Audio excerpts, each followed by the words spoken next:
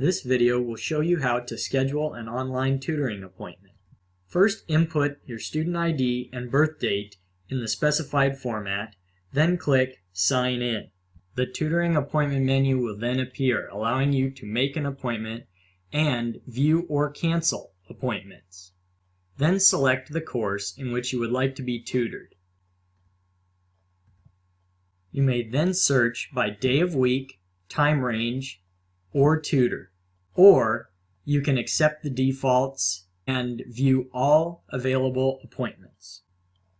Then select the appointment you would like to book. Then confirm your contact information and click Continue.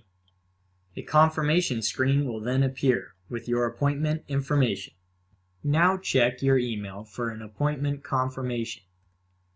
Please note, your tutoring appointment confirmation may collapse into a conversation thread, so search for the most current appointment.